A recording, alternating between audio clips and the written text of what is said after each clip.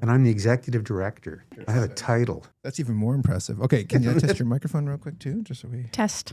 There we go. And it's Isibeal. Isibeal, yes. Okay, great. Yeah, you know what's funny is I interviewed another Isibeal that was also spelled differently than the... I've never come across anyone else that spells it that way. But this was How's yours spelled? Isibeal. So it's a Gaelic spelling. Cool. And I've just never come across anyone else. I'll get it right in the show notes. I did know someone, and this is just totally off topic, but in first year university, there was a girl and her name was Emily, M-L-E. But like, what? I mean, it's an easy spelling. Yeah. Very phonetic, I guess.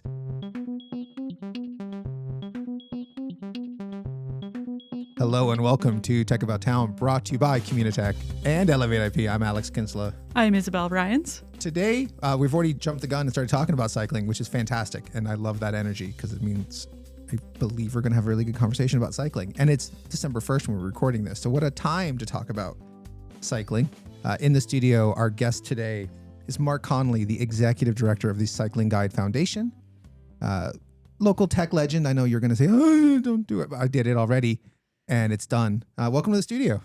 Thanks, Alex. Thanks, Isibeal. Very, very happy to be here. Thank you for having me. When we were kind of planning out this episode, I reached out to some people in Communitech, and I was just like, hey, like I know there's a cycling club here, and there's a lot of people who love cycling. Who can I as my guest host? Isibeal graciously said she would jump in here. And so we were just talking before we started recording, but you're 5 years of cycling. Yeah. Jumped into cycling later in life, kind of started tail end of COVID, just with wanting to get out and be active with my preteen son. So we bought a couple trail bikes. I started riding some of the G2G trails locally. Felt a little hemmed in on the trails and wanted to go a little faster and a little farther. So bought a road bike and really have delved into the road cycling aspect of cycling over the last few years. Joined the Waterloo Cycling Club, and since joining Communitech, have gotten involved with our cycling club here, kind of trying to promote cycling, commuting to work, and just activity as a whole. Awesome. And so for you, like, how long have you been a cyclist for? Well, I mean, I cycled when I was a kid, and then weirdly got out of it when I went to university here in town. But after I graduated, I started to cycle again, and so I've been cycling for decades at this point.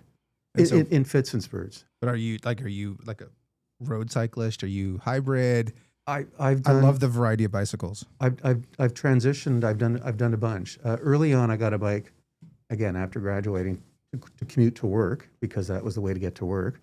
Later on, I was cycling for leisure and fitness, like cycling out in the country roads here in Waterloo region.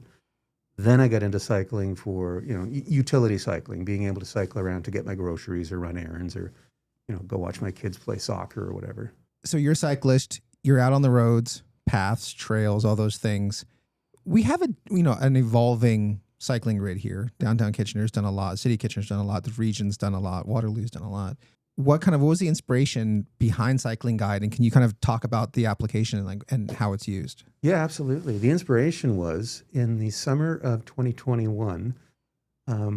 We were in the second summer of COVID at that point, and I wanted to go off and find what was then a relatively new multi-use path along Homer Watson. I think it had opened the summer before, and I just wanted to get out to it and use it. And I couldn't find an easy way to get there on safe cycling infrastructure. The region of Waterloo had just put out their cycling map, a paper map, which was lovely, a beautiful printed artifact, but useless on a bike and kind of hard to carry around. There was a digital PDF version of it, again, beautiful artifact, but for technical reasons, it didn't work well on a phone. I won't get into the details.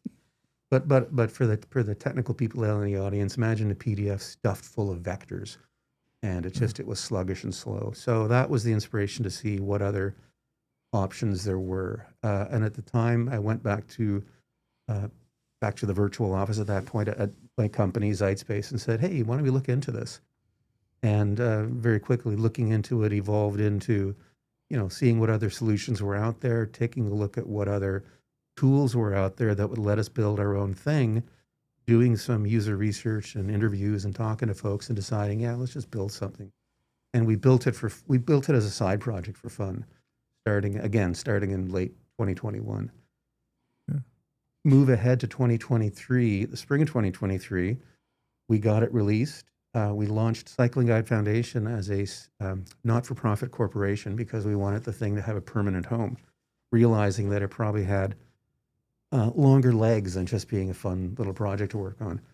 And so we launched it in the App Store, launched Cycling Guide Foundation with the intent of it becoming a registered charity later, which it did in June of this year. And then just started, using it. And the response immediately was positive. People liked it. People want to be able to cycle around the way you were talking about, Isibeal.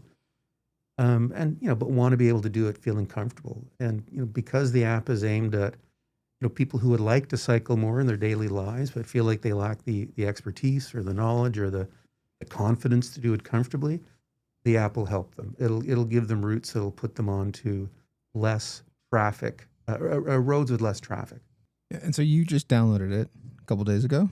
Yeah, I did. And I've kind of been digging through and kind of making some comparisons against some of the apps that I've used, the common ones like Strava and other ones, which allow you to build routes. And they look at road conditions themselves, whether your trails are gravel or paved, but they don't give you any sense of traffic volume, which is where Cycling Guide gives you something very different.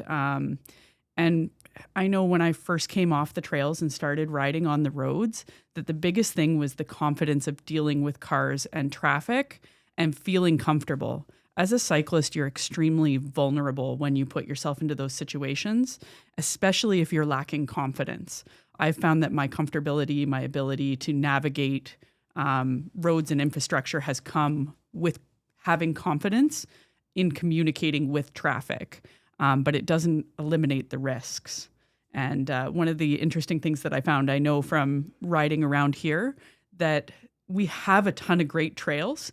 They don't all connect seamlessly. So you have to navigate across some of these traffic areas and try and pick up the trails. Like you mentioned, looking at that map is not convenient. So what I saw immediately with your app was that it does give you those connections and it builds those routes out from point A to point B very quickly, as opposed to another app where I might be sitting there for a long period of time, putting checkpoint after checkpoint, trying to navigate across a route. So I think there's a lot of valuable information that can be used.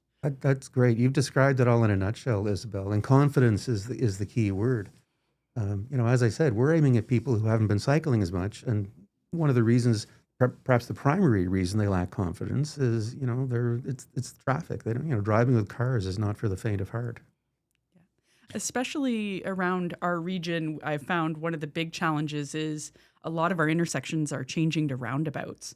How do you navigate a roundabout as a cyclist with high traffic and feel confident and safe in doing so?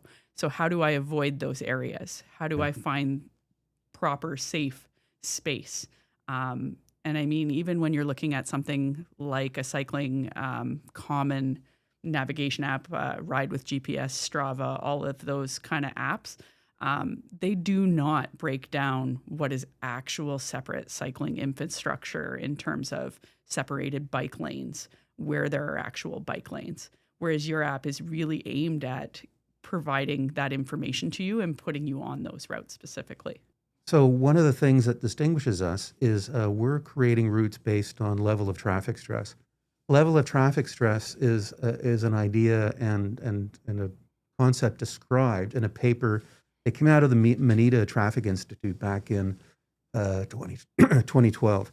And basically what it's doing is it's breaking down infrastructure into 4 levels of stress. The lowest level, level 1, would be protected cycling lanes or multi-use paths or other places without cars. But also residential streets where the speed limit is 40 kilometers per hour or less. And then up at the top level, the 4th level, level 4, would be things like, Westmount or Weber or even Victoria, except not for where the multi-use paths are. And so we process the data that we use, which comes from OpenStreetMap, which is sort of like Wikipedia for geospatial data. It's maintained by people around the world, including us. And we process that data and we infer what kind of traffic people can expect to encounter based on infrastructure characteristics. And so we'll take a look.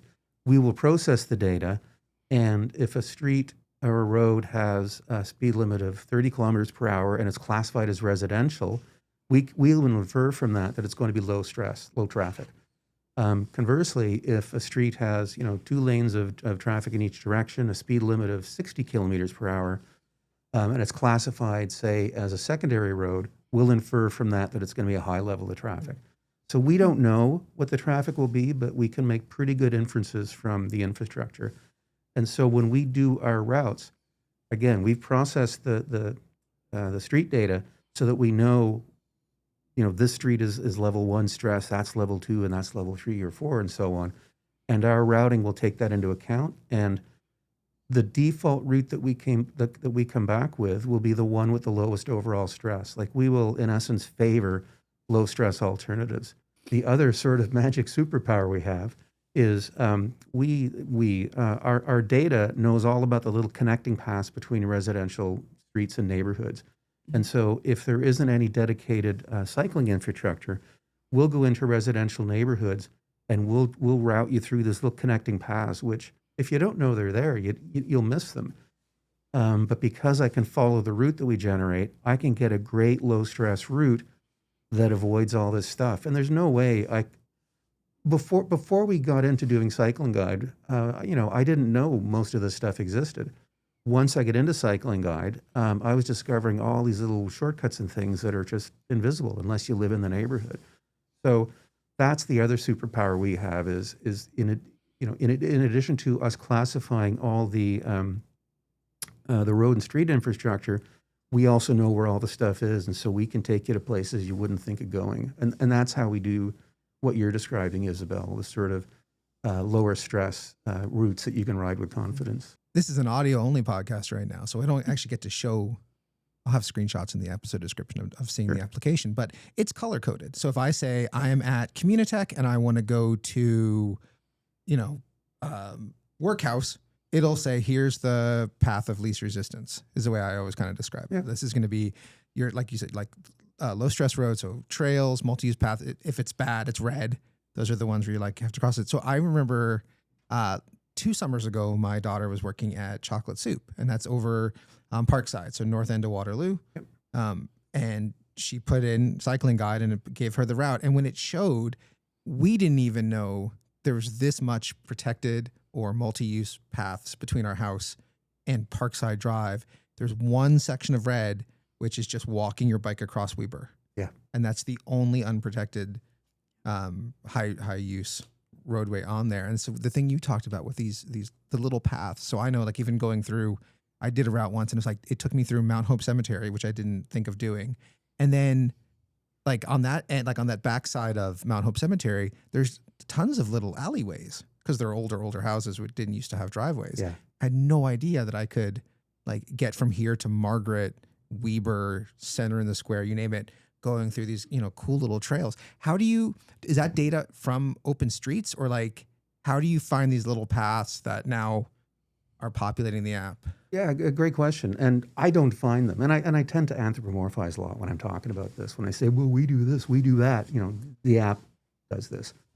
Let's talk a bit about OpenStreetMap. So OpenStreetMap, as I said, it's like the Wikipedia for geospatial data, and it's maintained by people around the world. And as it turns out, Waterloo Region has a very good representation of the region in OpenStreetMap. It's kept up to date by geospatial enthusiasts.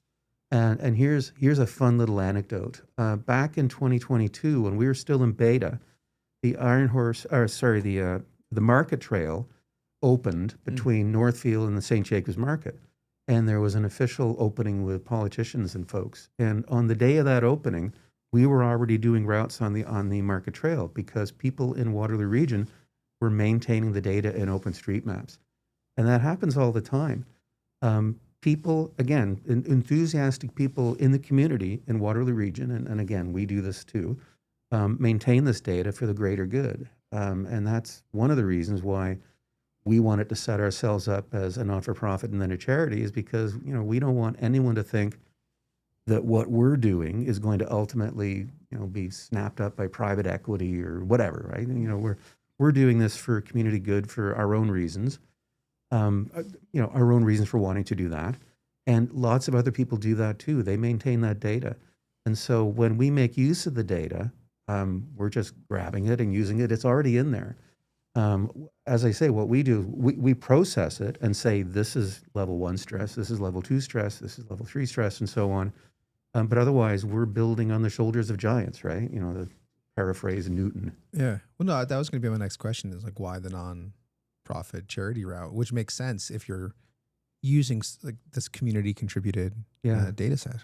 It is, although, OpenStreetMap data has appeared over the years in Google Maps and Apple Maps. They use it in different places.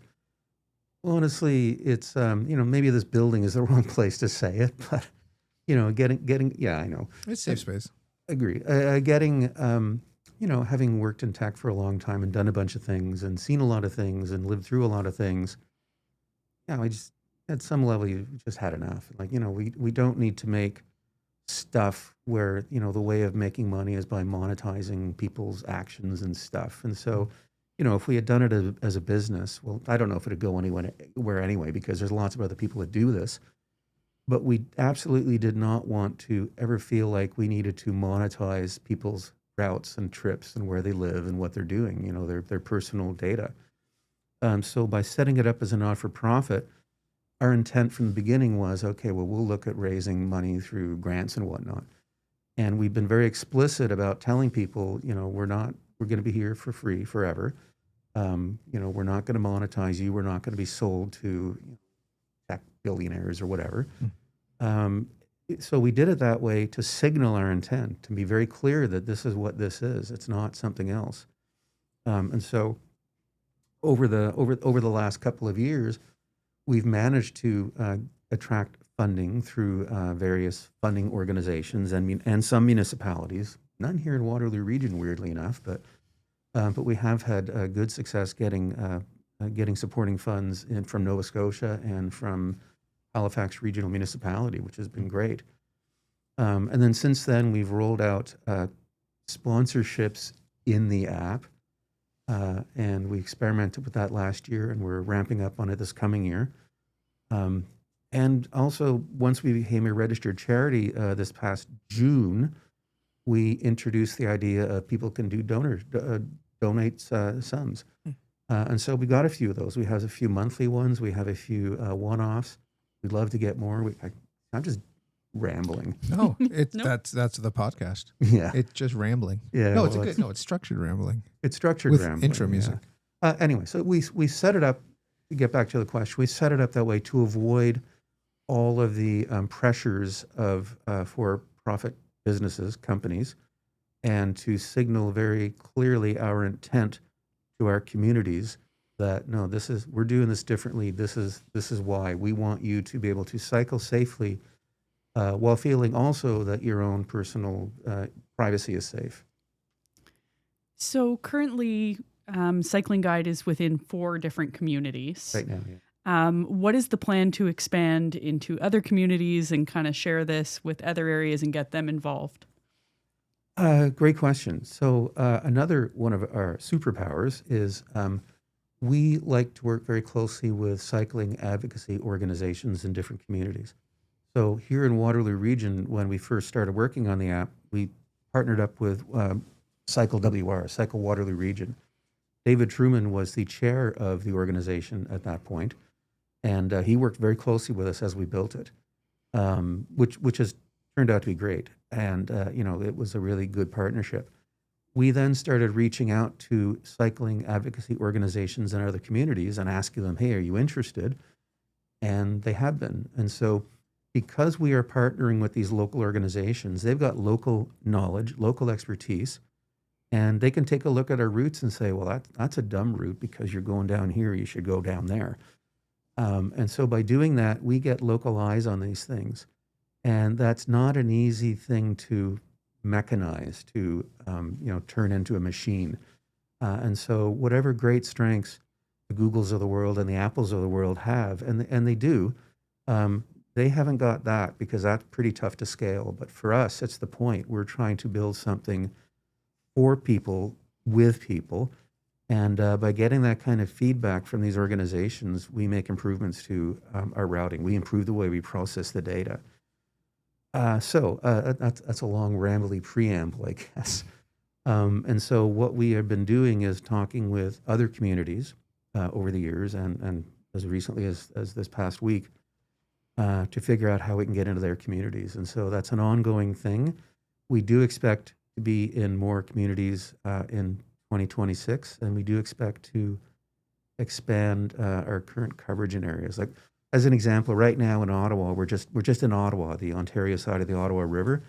We need to be in Gatineau, which is on the Quebec side of the Ottawa River, because the two communities are not separate; they're together, and being able to route on both sides is critical for us. So, but like if I was in a, like, let's say I was in Edmonton, Yeah. and I had cycling, like, would it still show me some routes, or is it no? No. Okay. So the way it works is when you first download the app and install it, it presents a screen that asks you which community do you want to get Oh, okay. routes in, and So it shows the stuff. four. Yeah. But over time, ultimately, we just like to cover all of Canada, right? And then you wouldn't have to worry about it. And really, what it comes down to is we're a tiny team. There's 3 of us working on it most of the time, and it just it takes resources to do this stuff. And so we need to focus on communities where we can rustle up some financial support to support what we're doing. So if we can choose between, this is an absurd example, but let's go into Toronto and do it for free versus let's go into Halifax where we can get some financial support and it's a much smaller area. Well, we're going to go do Halifax. Yeah. Oh yeah. Yeah. That makes sense. Yeah. Um. And we'd love to be in Edmonton, by the way. I mean, Edmonton is, from all accounts, a great cycling city and has some terrific infrastructure. And I know there are cycling organizations out there that we have talked to. I mean, there are folks there who care about this stuff. The model makes sense. Like, I talked to some people from Project 529, Mhm. which launched here with Waterloo Region Police, but Yeah. you could just get it wherever you live and it's fine. But when you have the local, police force and bike stores and everyone else involved in it as like in an ecosystem, when you have all these partners, it makes the launch that much more better and beneficial. So that's the same thing with Cycling Guide. Absolutely. Yeah. And that is the big difference is when WRPS came on board with Project 529, Yeah. that absolutely made it make sense here because they know about it, they're going to be using it as a resource for recovering bikes. And if I know that the local police force is going to be doing that, then that prompts me to, I should register with 529. Yeah. So now, so you talked about, 2026, a couple more cities. Yeah. The not-for-profits there, which is always a good way to, the charities there, so you can always donate and help support. Well, I hope people do, yes. But if, let's say I was in Edmonton. Yeah.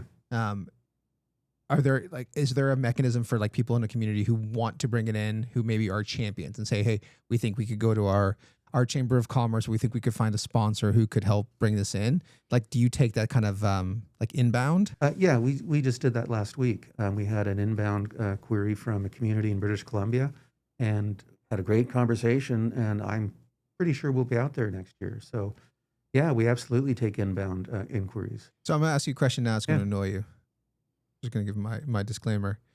I have a little preference. So Cycling Guide, flexible. Yeah. Right. You've been involved in these very community focused projects that the benefit for you is obviously building community. They're not necessarily money generating kind of things. They're community building, right? What drives you to do that? Like Flexible, for those who didn't know, Flexible is a long running user experience conference. I went a couple years. I worked on I volunteered the last year on the COVID one and did some cool videos for that.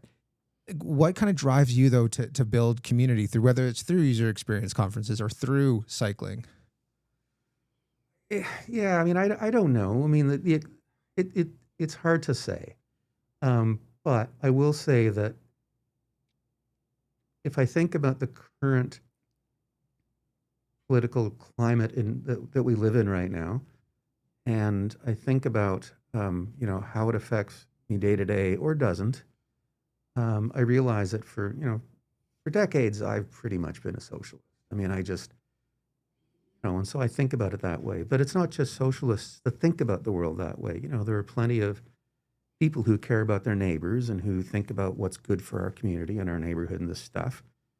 And with me, I just always thought that, there's stuff that I can do that's trivial for me to do, and I get benefit from it. I worked on UX Waterloo for a better part of a decade. I worked on Flexible, and those things are easy to do for me.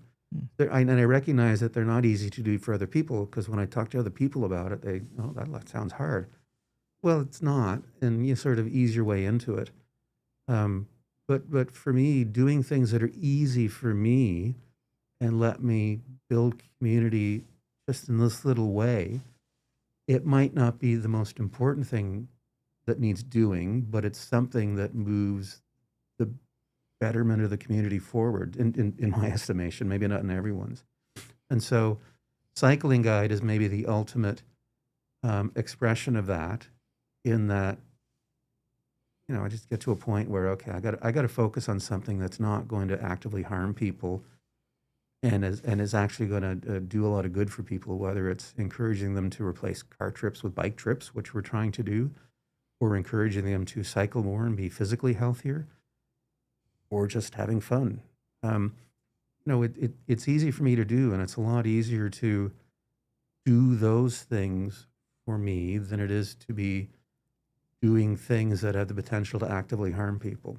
I'm trying to be careful how I word these things. No, I picking up what you're putting down. Yeah. Oh, and one last thing. It's fun. I'm an introvert, and for many, many years, I had a really difficult time, networking, doing the thing you need to do when you're in the business world, in the tech world here in town. I found that by doing things like UX Waterloo and Flexible for sure, it made it really easy to talk to people. Because especially at Flexible, when I'm running the thing and I'm seen as the co-chair, people will come and talk to me. Well, that's great. I don't have to worry about it. And so as I get into doing that, I became much more open to engaging with people than I had been when what I think of as my introversion had kept me from doing that. And so I get benefit from this. Like, I get to meet and engage with people that I wouldn't otherwise have been able to do. So it's not entirely altruistic. It's also, well, this is good for me. Like, I get to meet really fun people and have a good time. Yeah, I mean, the best way to meet people is it absolutely is. It has been for me, for sure. Yeah. And I'd encourage anyone who's listening to, get out and do that sort of stuff. It's fun. If people are interested in getting involved and making donations, what's the best way to do that? Thank you for asking. So we can, folks can do donations through a couple, maybe 3 different ways. So one is, if you go to the cyclingguide.org, you can do a donation there. The form that's there is connected up to Canada Helps, and some people might be familiar with Canada Helps as a sort of a giving platform here in Canada. There are other people who have accounts with Canada Helps, and they want to consolidate all of their charitable giving through Canada Helps, and so they can do it through Canada Helps in their account, and that works, and we've got some of those. And the other option is a company called Benevity, which many corporations partner with to support their corporate giving. And in some cases, companies will match donations made by employees. So if somebody gives us $50, the company matches it. And there are some of those here in town. That's cool. So, if folks would like to give, they can either go to cyclingguide.org, or if they are Canada Helps users, they can log into their account there and find us. Or if their employer uses Benevity, they can go in through Benevity and potentially have the impact of their gift increased by their employers matching it. And we are grateful for any amount. Like, this is, we have no expectation that people give us money, but we're always grateful for the support that we get. And that applies to individuals, but also to, companies and organizations that are sponsoring us in the app. Well, it's such a powerful platform because like I mentioned with my daughter biking to work, it opens up these doors for independence. We have such rich cycling infrastructure that, like you said, Isibeal, is not necessarily connected all the time, but Cycling Guide seems to make the best out of it. Thanks, Alex. And Isibeal, I really appreciate talking to you today, and it's been fun to ramble on with you. Just from my spot as we're wrapping up, I just want to say a big thank you in terms of to both you, Mark and Alex, on having the discussion around cycling and connecting technology with what is a very simple sport that most of us actually got involved in as kids. And then it kind of fades into the background and we're not quite sure how to incorporate it in our life. And often when you get involved in the cycling community, it's a sport that can seem out of touch, but at its root, we want it to be the most basic form of transportation, activity. And I'm really impressed with getting the opportunity to kind of delve in and gain knowledge on Cycling Guide and see how it's making cycling more accessible to that larger group and kind of removing those barriers that come in between kind of those high-level cyclists and those that are just getting started. So thank you for bringing that forward and having those conversations and helping remove those barriers. Well, that's kind of you, Isibeal, but I'm going to gently push back on your use of the word sport because cycling, for some people, they'll resist cycling because it's seen as a sport. It's seen as, middle-aged men in Lycra, that sort of cliche sports cycling thing. And the most predominant way that I cycle today is I go to get groceries. I cycle out to the grocery store that I go to, and I fill up my panniers, and I cycle home. And when I'm walking around in the store, I got my bike helmet on, letting them know that cyclists come there. And as it turns out, the store that I shop at, they've got dedicated cycle parking that they keep clear of snow. When I went in there on the weekend, it was cleared of snow and salted after the storm. So I use it for everyday stuff. So it's absolutely a sport, as you have described, like for road biking or mountain biking. But it can also be a form of everyday transportation. And Cycling the app is really good for that. I just want to get to this place or that place. Yeah, and it's really important that, like I say, we remove those barriers Yes. and make sure that it is accessible for everyone on all levels. And that's what can get lost when you're focused on it as one aspect and not a greater advantage for many things. Yeah, and it's great to find your way to a patio to drink a beer on a hot summer day. That's also very true. Thank you for joining us. If you ever have questions about how Communitech can help you do something, and it could be a non-for-profit, it could be, the next giant tech company, who knows? Any way to help you start, grow, and succeed, visit communitech.ca or follow along on Instagram, LinkedIn, and Facebook. If you ever have questions or suggestions for the podcast, you can always hit us up on social media at Communitech on all those platforms I mentioned before. I'm Alex Kinsella. I'm Isibeal Ryans. Thanks again for listening.